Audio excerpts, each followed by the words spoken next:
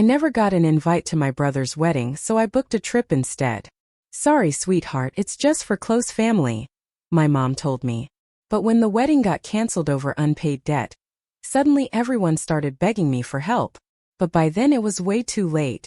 You ever feel like your own family built a whole life and just left you out of it on purpose? Like they actively chose to erase you? That's exactly what happened to me.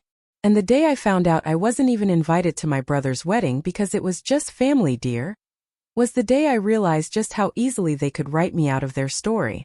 What came next? Let's just say the family golden boy didn't make it to the altar. Not because I did anything to stop him, but because I finally chose not to. Stick around, because this isn't just a story about being excluded. It's about the quiet, earth-shattering power of saying no when they only come calling to clean up the mess they made. So let's go back to where it all started. You know that feeling when a phone call is about to change everything? It's in that tiny pause before your mother speaks, in the chilling calm behind her words. Mine hit me on a damp Thursday morning in Brooklyn, just as I was buttoning up my coat for work. Jenny, she said, her voice clipped and cool, you're not invited to Mark's wedding. It's just family, dear. Just family. I swear I forgot how to breathe. I stood there, phone pressed to my ear, staring at the dusty ficus in my apartment window. It made no sense. I was family. I was Mark's only sister. But that one word, it cut me right out of the frame. What? I finally choked out. You're saying I'm not? It's complicated. She cut me off. We've decided to keep it intimate. We're like a team. Like I was a stranger. Before I could even respond, my phone buzzed. A group text. It was Mark, my golden boy older brother. His message was barely a sentence. Hey everyone, just confirming the guest list is tight. No extras. Hope you understand. Can't wait to celebrate. No extras. The pit in my stomach turned ice cold. My name wasn't even in that message. Not a single direct word. Just a public decree that I didn't belong. And just like that, my world shrank. My mother's voice faded into the background. The walls of my tiny apartment pressed in around me. I sank onto the edge of my bed, the faded quilt creaking under my weight, and stared at the screen. They weren't even ashamed. No fight, no apology, just quiet dismissal. The worst part? I almost expected it. See, I'd always been the quiet one. The afterthought. Mark got the cheers, the toasts, the spotlight. I got side eyes and silence. When he won awards, we had celebratory dinners. When I got promoted last year, my mom forgot to call. And now? Now I was being erased from the biggest day of his life. They were planning a wedding without me. A grand celebration in that big colonial house in New Jersey, with fairy lights strung across the porch and wine flowing like water. I could almost hear the clinking glasses and soft jazz. Every cousin, every neighbor, even the dog would be there. Just not me. I sat there until my coffee went cold. My heart thudded in my ears louder than any subway roar. It wasn't about the wedding, not really. It was about a lifetime of being put second. No last. So, I did what any rational woman might do when her family casually cuts her out of their lives. I got mad. I got quiet. And I started planning. Not revenge. Not yet. Just distance. Have you ever been told you don't belong by the very people who raised you? Tell me in the comments, because what I did next, that was the first step in finally choosing me. That night I didn't cry. I didn't scream into a pillow or call anyone for sympathy. I didn't even reread the group text or replay my mother's voice. I just sat on my couch with the overhead light off, watching headlights flicker past my window like ghosts of lives I'd never lived. And then sometime around 3 a.m., I opened my laptop. Google. Last-minute flights from NYC. I didn't even know where I was going. I just knew I needed to leave. Not forever. Not dramatically. Just for now. Just long enough to remember what it felt like to be me. Outside the shadows of a family who never quite saw me. Portland. The word popped out like a whisper. Misty green, unpredictable. Somewhere so unlike my life in Brooklyn, with its sirens and cigarette-slick sidewalks and family memories clinging to every corner. I'd never been to the Pacific Northwest, but something about it felt far enough. I booked a flight for noon. When the sun finally rose, its pale light seeped through the blinds and spilled across my half-packed suitcase.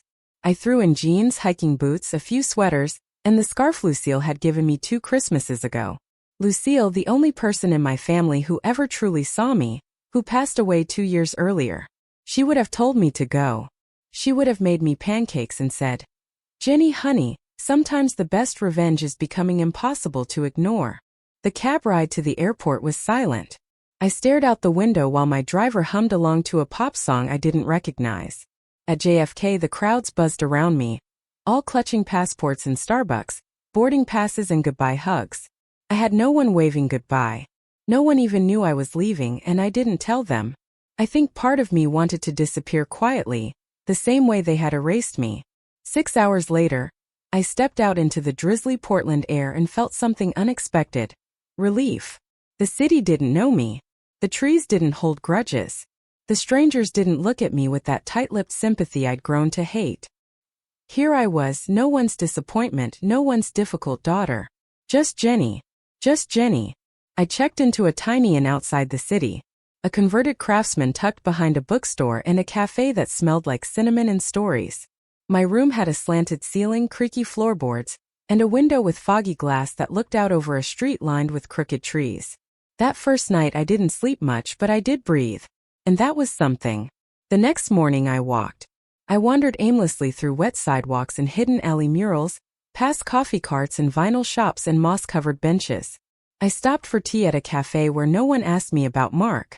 No one looked at me like they were about to say, "It's just family, dear." It was the first time in years I wasn't preparing for someone else's expectations. I thought about all the times I'd bent myself into someone else's shape. Helping with Mark's college essays because he's better with numbers. Organizing Mom's birthday party while she gushed about how thoughtful Mark was for remembering the champagne. Skipping my own vacation to attend his law school graduation. I had been the scaffolding for everyone else's moments. But now I was gone and no one noticed. I spent that evening curled up in the inn's common room, reading a used paperback and sipping hot cider. A couple next to me played chess. A girl in a raincoat doodled in a sketchbook. I was invisible but in the best possible way. Free. I didn't check my phone. Not once. Whatever crisis they were spiraling into back home could wait. Let them wonder where I was. Let them feel, for once, the emptiness I'd carried in every family photo where I was cut out by comments like, "Smile bigger, Jenny," or "Let Mark stand in the middle." Maybe I wasn't in the middle anymore. But maybe that was exactly where I belonged. Not center stage, just out of frame. Making space for something new. Something that, this time, would be mine. By the 3rd day of my trip, I started checking the family group chat again. Not because I missed them, not because I wanted to be included, but because sometimes when you've been shut out, there's a quiet kind of power in watching them squirm from the outside. The chat was called Homebase, a name I'd created years ago when I still believed we were one. It had been mostly dormant for weeks, but now it buzzed with bubbly emojis and photo uploads. Mark posted a selfie with his fiancée, Serena, holding up a glass of champagne in front of the fireplace at my parents' house. "Final venue deposit is in," he wrote. "Big day coming soon." The replies came in fast. Mom sent a flurry of hearts. Dad dropped a thumbs up. Then an awkward joke about walking Serena down the aisle if Mark got cold feet. Serena chimed in with a countdown sticker and a boomerang of herself spinning in her white rehearsal dress. But underneath all the glitter and gifts, there was a nervous rhythm I hadn't seen before. Mom's messages were off, not in tone but in frequency. She was posting too often. Double texting, replying to her own messages with anxious corrections. One post stuck out. A blurry photo of a kitchen table covered in receipts, notebooks, and what looked like a calculator. "Budget night almost there," she wrote. No one responded. I leaned back in the bed at my little Portland inn, my tea cooling beside me. Something was off. The next day there was another post, this time from Dad. A picture of Mark laughing on the patio with Serena, both of them holding glasses of red wine. The caption read, "Let the good times roll." But it was the background that caught my eye. Behind them, through the open patio door, was a whiteboard propped on a chair. Zooming in, I could barely make out scribbles of what looked like numbers, crossed-out figures, and the word deadline. My fingers hovered over the keyboard. I could have replied, could have asked what deadline they were worried about, but I didn't. I just watched. Mark sent another message 2 hours later. This one with a selfie in a tuxedo rental. Fit check. What do you think, fam? Only Serena and a cousin replied. Mom didn't say a word. That's when I knew things were unraveling back home, and I wasn't there to hold the threads together this time. I went for a walk to clear my head, letting the Portland drizzle soak into my sleeves. There was something about the mist that felt like memory, soft, clinging, hard to shake.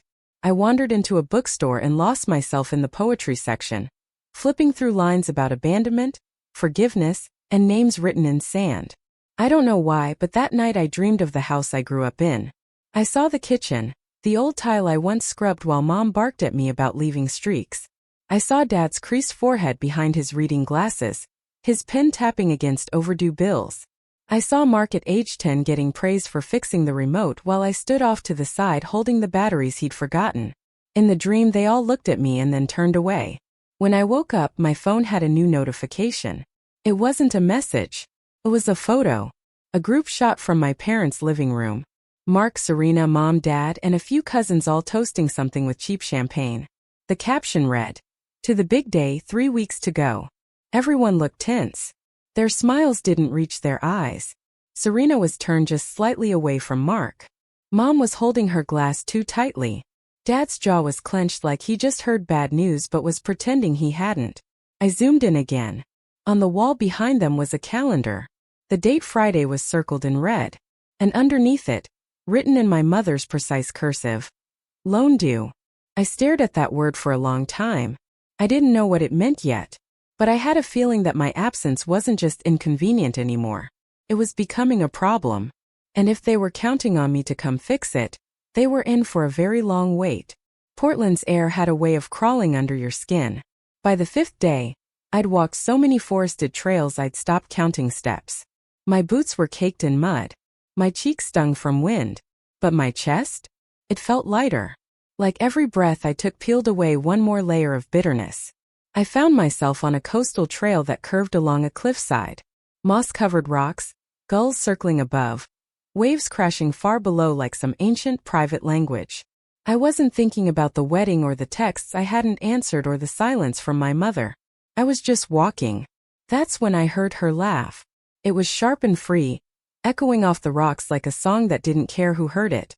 I turned to see a woman, maybe my age, maybe a few years younger, kneeling on a patch of damp grass, photographing a patch of wildflowers poking through the moss. She had curly dark hair tucked into a mustard beanie and wore mismatched gloves. She noticed me watching and grinned. "They bloom late this year," she said, standing and brushing off her knees. "I always forget how stubborn life can be." I gave a polite smile, ready to walk on, but she tilted her head. "You're not from here, are you?" I hesitated. "Brooklyn." She pointed at my scuffed boots. "Thought so. You've got the look of someone trying to outwalk something." I couldn't help it. I laughed. "Is it that obvious?" She shrugged. "Only to someone who's done the same." That was how I met Clara. Clara, the florist/part-time poet who spoke like she'd read your heart before you opened your mouth. She asked no questions I didn't want to answer. Didn't pry into the pain behind my quiet. She just walked with me for a while, pointing out tide pools and explaining the names of local birds. At the trail's end she paused. "There's a dinner party tonight. Not fancy. Just a few of us misfits who cook too much and talk too loud. You should come." I blinked. "Me? Yeah. You bring wine if you want or nothing. Just yourself is good." I hadn't been invited to anything in. I didn't even know how long. For a moment I almost said no. The voice in my head, my mother's voice, whispered, "Don't impose. You'll make it awkward. You don't fit in." But another voice, mine, whispered louder, "Say yes. Just this once." Clara scribbled her address on a napkin and handed it to me like a secret. That night I stood outside her house, a faded blue bungalow with a crooked mailbox and wind chimes that sang like glass laughter. I almost left. Then the door opened and Clara waved me in like we were old friends. Inside, the house glowed. Mismatched chairs, pots of pasta steaming, people shouting over music and laughing with their mouths full. No judgment, no calculation, no one asking if I RSVP'd or whether I brought the right gift. Just life, raw and loud and real. Clara introduced me as Jenny from the East Coast, who walks like she's unraveling and somehow still standing. I should have been embarrassed. Instead, I laughed until my ribs hurt. Someone handed me a plate. Someone else poured me a glass of red wine. I sat between a woman named Mo who made her own soap, and a guy named Devin who taught guitar to kids in foster care. They didn't ask about my family. They asked what made me happy, what kind of sky I missed, what food I'd cook if I could only make one dish for the rest of my life. I hadn't had a conversation like that in years. Somewhere between the garlic bread and the last pour of wine, I felt something shift. I felt seen. Not as the daughter who was too quiet. Not as the sister who didn't sparkle like Mark. Not as the ghost in the family album. Just Jenny. By the time I left, Clara hugged me like we'd known each other for years. "You're good company," she whispered. "You don't need anyone's explanation for existing. You know?" No one had ever said that to me, not once. And as I curled into bed, phone still untouched, I realized there was a whole world outside the circle I'd spent my life trying to belong to. And maybe, just maybe, I didn't need their seat at the table anymore because I was starting to build my own.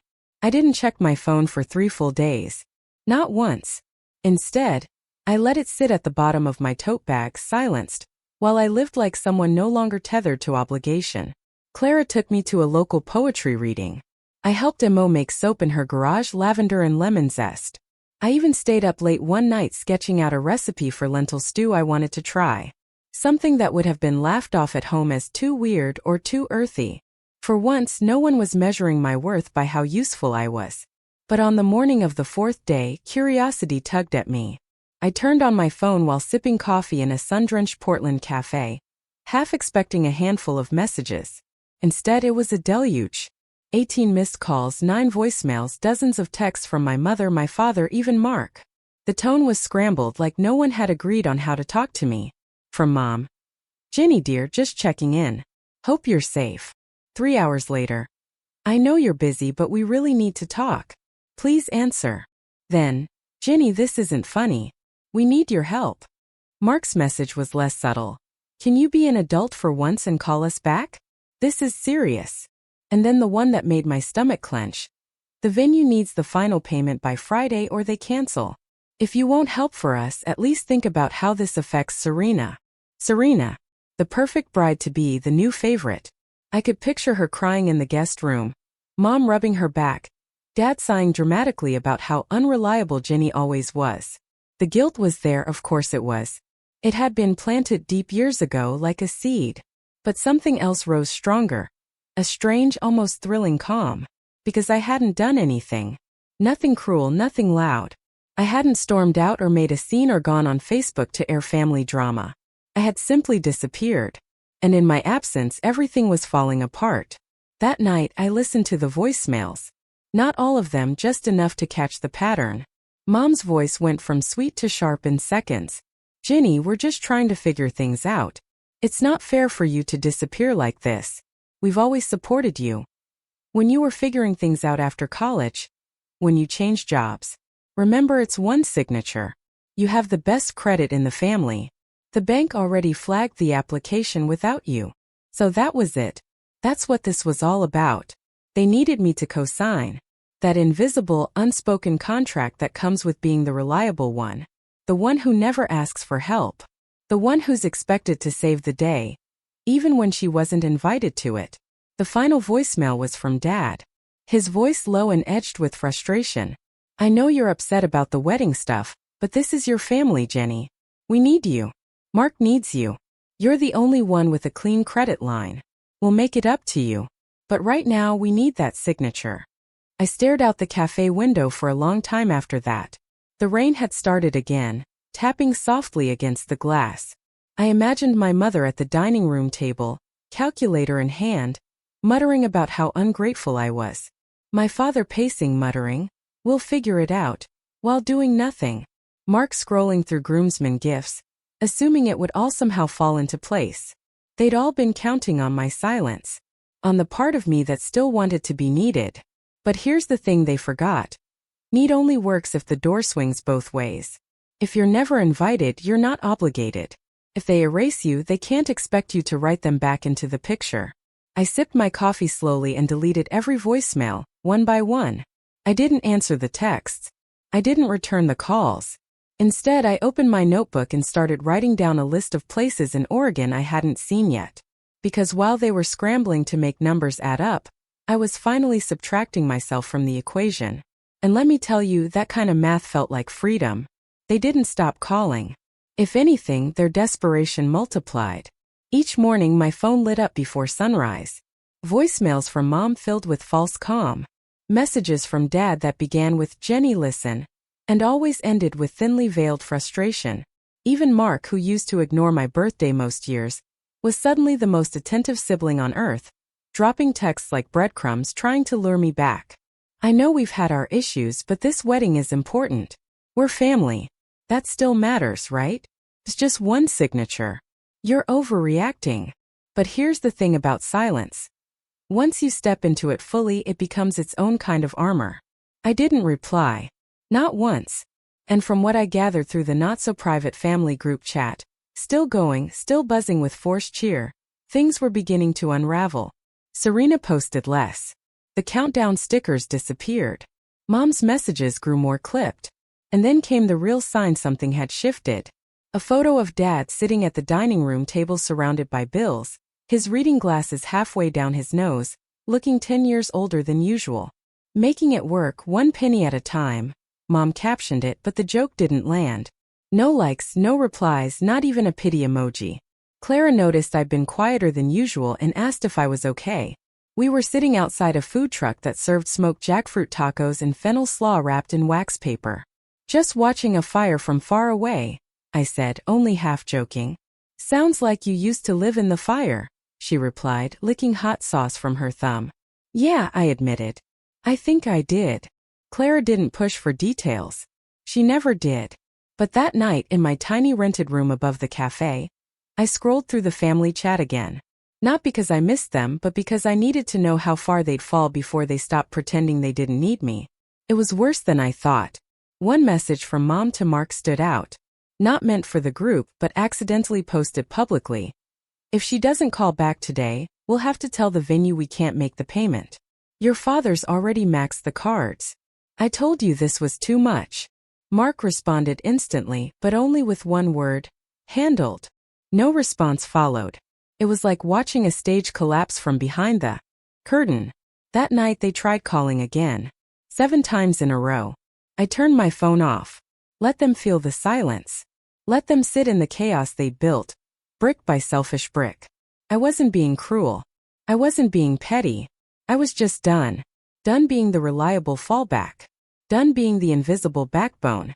Done being invited only when it was convenient to them, and discarded the moment I wasn't useful. And you know what? I slept like a rock. The next morning I didn't check for updates. I made banana pancakes with Clara and Mo in their shared kitchen, laughing over a broken spatula and someone's burnt toast. And when Clara offered to drive us all up to Cannon Beach for the day, I didn't hesitate.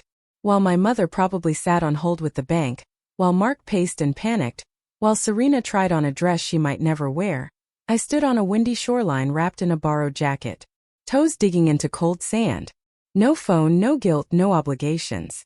Just the rhythmic hush of the tide like a promise. This is what peace sounds like when you finally stop begging for it. The sky was gray again. In Portland, that meant comfort more than gloom.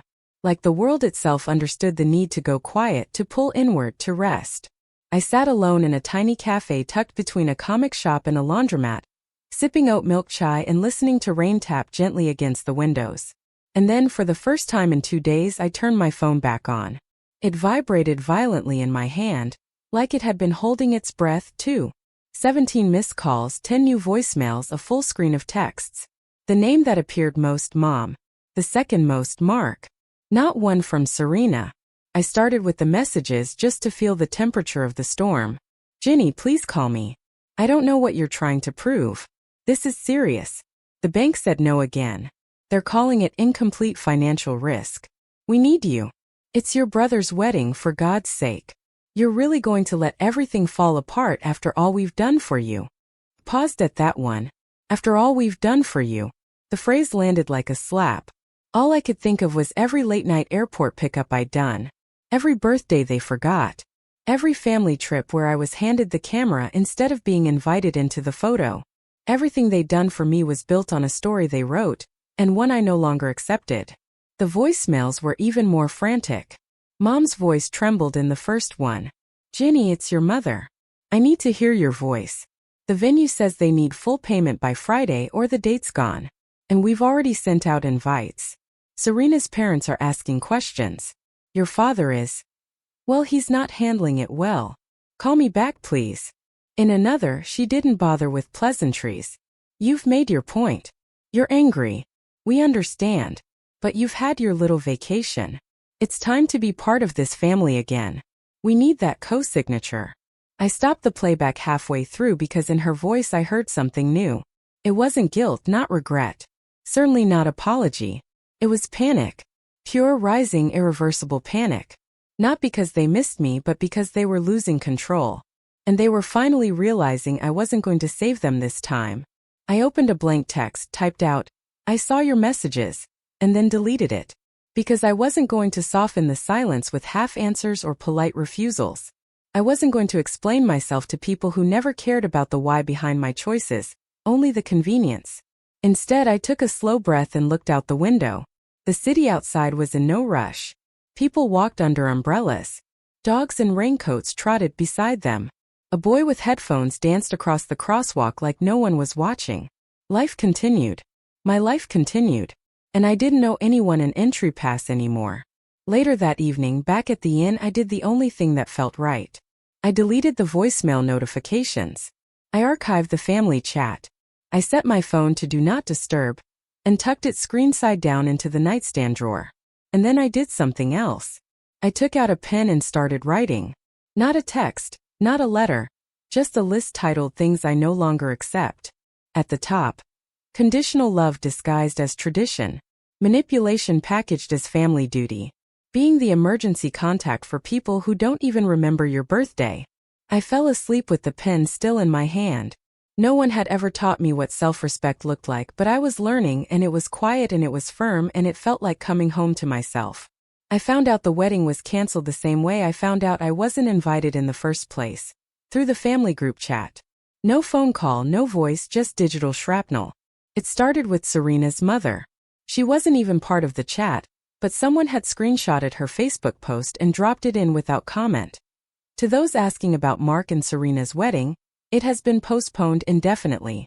We appreciate your understanding during this difficult time. Please direct questions to the couple directly. Postponed indefinitely. A soft phrase that felt like a cracked wine glass. It doesn't shatter loudly, but you know it's useless now. The chat exploded after that. Cousin Tyler asked if it was a joke. Aunt Mari demanded clarification. No one answered. Then like clockwork, Mark posted, "Sorry everyone. Venue fell through last minute. We'll reassess soon. Appreciate your support." That was it. No apology, no admission. Just a vague shrug as if the most elaborate event of the year hadn't just evaporated overnight. But I knew better. I went to Serena's Instagram next just to confirm. Everything was gone. Every post, every photo, every caption with hearts and hashtags and countdown to forever text scrubbed like it never existed. Her profile was blank. The final nail came from my cousin Amber, who texted me directly. Something no one had done in weeks. "I don't know what happened exactly, but your mom was crying on the porch when we showed up. Some guys from the venue showed up too. It was bad. I could picture it. Mom standing there in her pearls and pressed slacks, trying to pretend she hadn't bet it all on a fantasy. Dad behind her, probably blaming the weather or a banking glitch. Mark fuming because someone finally told him no. And Serena? She was smart enough to walk. What I didn't expect, what I should have expected, was how fast the blame shifted. That night, my voicemail blinked again. I let it play over dinner in my room just to see how far they'd go. Mom's voice was ice wrapped in velvet. "Well, I hope you're happy everything fell apart. Serena's family is humiliated. Mark is devastated. This is on you, Jenny. All you had to do was answer. One signature, one call. But no, you had to make a point. I hope it was worth it." She didn't cry. She didn't plead. She assigned blame like a verdict. It was surreal because the only thing I'd done was nothing. I didn't destroy the wedding. I didn't lie to vendors or make promises I couldn't keep. I didn't overspend or take out loans with shaky credit. I didn't design a dream around assumptions and entitlement. I simply didn't come running when they snapped their fingers. And that was enough to burn it all down. It should have crushed me hearing that message. The guilt should have surged. But it didn't. Because deep down I knew they were never really planning a wedding with me, just around me. And when their house of cards finally collapsed, they reached for the one piece they'd always expected to hold me. But I wasn't there anymore. And now their silence wasn't icy or smug or dismissive. It was empty. I stepped out onto the tiny balcony of my room, wrapped in a blanket, letting the rain kiss my skin. Below, the street hummed softly. Cars passing, someone laughing, a dog barking once. Real life, unstaged, honest. I didn't feel victorious. I didn't feel cruel. I just felt done. Done trying to earn a seat at a table that was never set for me. They had chosen to exclude me, and I had chosen to stay gone. And now the silence was mine and I wasn't giving it back. The voicemail came at 2:13 a.m. I didn't see it until the next morning. Sunlight slanting through the curtains in ribbons of pale gold. My body was wrapped in soft linen sheets. My head still buzzing with laughter from the night before.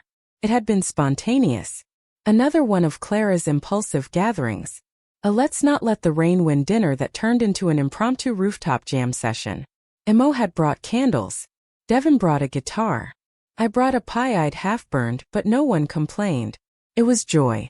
Plain, imperfect joy, the kind of night my family would have mocked for being messy or bohemian. The kind of night I'd never had with them. So when I saw the new voicemail notification, my mother's name in bold, I hesitated for a full minute, thumb hovering above the play button. Not out of fear, but because I didn't need to listen. I knew what it would say. Something trembling and distant. Something laced with guilt but not remorse. Something meant to twist my silence into cruelty, my absence into betrayal. Still I pressed play. Jenny. My mother's voice was soft, worn out. I don't know if you'll even listen to this. I guess I just wanted you to know that we're home now. The wedding's off. Serena moved her things out last night. Mark hasn't spoken to us all day. A pause. I could hear her breathing, the shuffle of fabric in the background, like she turned away from the phone mid-thought. Your father's pretending he's fine. You know how he is. And Mark, he's blaming everyone but mostly you. And I guess so am I. Even though I know it's not fair. I know we didn't handle things right. Another pause. Longer this time. It's hard, Jenny, watching everything fall apart and not knowing how to fix it. I keep thinking if you were here, maybe things would have gone differently. I waited for the apology that never came. If you get this, just know we're thinking of you. I don't expect you to call. I'm not even sure you should. But that's it, I guess. Click. No, I'm sorry. No ownership, no truth. Just a strange, sagging sadness, like a balloon let go too late, too tired to rise. I didn't cry. Instead, I looked around the room. My sketchpad was still open on the nightstand, a half-finished drawing of a pine tree lined by the coast. My mug from the night before sat half empty, lipstick smudged at the rim. My boots were by the door, caked in trail dust and rain. This was my life now. Not a detour, not an escape. A beginning. That afternoon, Clara texted. Weather's decent. We're doing a fire pit at the cliffs. Bring something warm and someone weird. I smiled, texted back. On my way. And I brought cupcakes from the cafe downstairs. Nothing fancy, just soft, sweet, and a little messy like all the best things are. We sat under a sky full of soft clouds and crackling flames. Devin played something slow on his guitar. Emo recited a love poem she wrote about her cat. Someone brought a Polaroid and kept taking blurry, badly lit photos. None of us minded. At one point, Clara turned to me, wine in one hand, marshmallow in the other. Hey Jenny, she said. Yeah. She grinned. We're really glad you showed up. The words hit me harder than any voicemail ever could. Because they weren't trying to fix me or guilt me or pull something from me. They were just glad I was here. That night, after everyone left, I walked home alone under the misty stars. And for the first time in a very long time I felt full. Not with duty, not with pain, but with choice. My mother's voicemail faded from my thoughts like fog on the tide. I didn't need to carry it because I wasn't theirs to lean on anymore. I was my own. A week passed. No new messages, no last-minute apologies, no sudden family breakthroughs. Just quiet. At first I expected it to feel hollow, but instead it felt earned. Like the kind of silence that comes after the storm. Not fearful, not tense, just still. Safe. I stayed in Portland longer than I'd planned. Long enough for the barista at the corner cafe to learn my name. Long enough for Clara to steal my jacket more than once. Long enough to stop counting the days since the wedding imploded. The ache of exclusion had softened into something else, something cleaner. A scar, not a wound. One morning, I woke to a message from the airline about an used flight credit. Brooklyn. The word landed with a dull weight. The truth was I didn't want to go back. Not yet. Maybe not ever. Not in the way they expected. And that's when I opened the family group chat for the first time in over 2 weeks. It was still there, frozen in digital amber. The last message had been from Serena's cousin asking whether she should cancel her hotel reservation, or if things were still happening. No one had replied. I typed slowly. Mark, hope you're doing okay. I heard about everything. Wishing you peace and clarity as you figure out next steps. That was it. Polite, distant, complete. Then I opened a new tab and booked a ticket. Not home. To Iceland. A place I'd always dreamed of seeing but had never dared book. Too remote, too expensive, too indulgent. A trip I'd once thought I'd need someone else to go with, but not anymore. I chose February. Cold, quiet Aurora season. Felt right. Symbolic maybe, but real. A goodbye trip, but not to a person. To a version of myself who'd been willing to shrink in silence. Who'd waited for acknowledgement that was never coming. Who'd given and then begged to be seen in return. I left a note on the nightstand of the Portland Inn before I checked out. A thank you, a memory. A trace of someone learning to start again. On my last night in town, Clara threw a goodbye potluck. Nothing fancy. Folding chairs, a borrowed speaker. Someone's questionable lentil loaf. But the warmth in that tiny room could have melted glaciers. They toasted with cheap wine to new starts, to old wounds left behind. Clara hugged me extra tight at the door. You know, she said. When I met you on that trail I thought, she's got a storm behind her. I laughed. You weren't wrong. But you stayed through it, she said.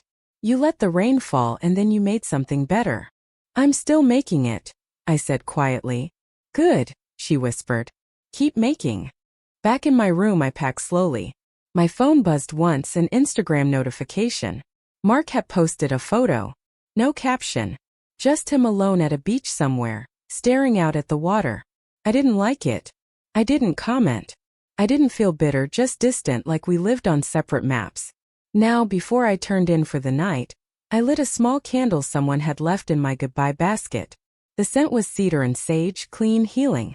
I stood by the window and watched the last of the Portland rain fade into fog. Tomorrow I'd board a plane alone. Not running, not escaping, but expanding. Because sometimes the best stories start after the door closes. And mine? Mine was just beginning. It was a rainy night in Brooklyn. The kind where the gutters are full and the taxi tires make long sighs against the pavement. I'd only come back to grab a few things, to clear out the apartment before officially subletting. My flight to Iceland was in 36 hours. I had no plans to tell anyone I was in town, which of course is exactly when they came. It was nearly 9 p.m., and I was folding laundry when the buzzer rang 3 times in quick succession. I froze. No one I knew buzzed like that. A knot formed in my gut before I even crossed the room. I pressed the intercom.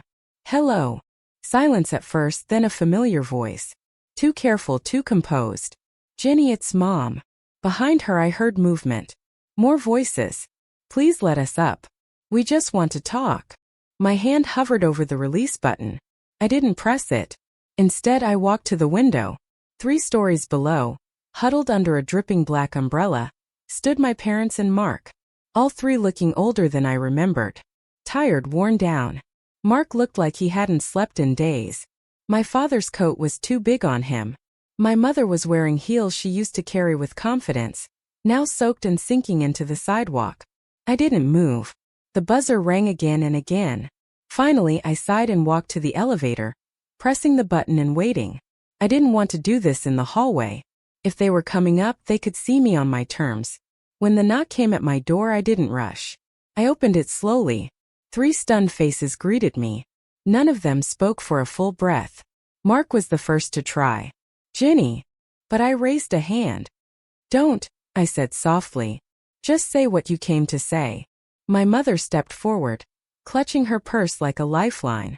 "We made mistakes," she said. "Terrible ones. I thought I was doing what was best for everyone. You always seemed so strong." My father cleared his throat. "We thought you didn't need us, that you were fine." I said nothing. Mark looked at me, eyes red. "I messed up. I know that. But the wedding, Serena, all of it. It fell apart and I blamed you. But the truth is, I counted on you fixing it like always." There it was. The honesty. Too late but real. "We came to say sorry," my mother added. "And to ask, well, if you'd consider helping us still. The house, the debt, it's worse than we admitted. And your credit." I held up a hand again. They went quiet. I stepped back from the doorway. For one tiny second, their faces lit with hope. But then I reached for the suitcase beside me. It was already packed, already zipped. I pulled it behind me and stepped into the hallway. Then, without a word, I gently closed the door behind me. Mark blinked. "Wait, where are you going?" The elevator dinged at the end of the hall. I walked toward it, steady steps, heart calm. My mother called after me. "Ginny, please don't just walk away." I didn't turn around. I pressed the button. The doors slid open with a soft whoosh and I stepped in. They didn't follow. They just stood there, all 3 of them, still soaking from the rain, still carrying everything they refused to see until now. The doors began to close. And just before they did, I met my mother's eyes one last time. I didn't smile. I didn't cry. But I did nod. A small, firm gesture that said everything I needed to say. "I heard you. I see you. But I'm not coming back."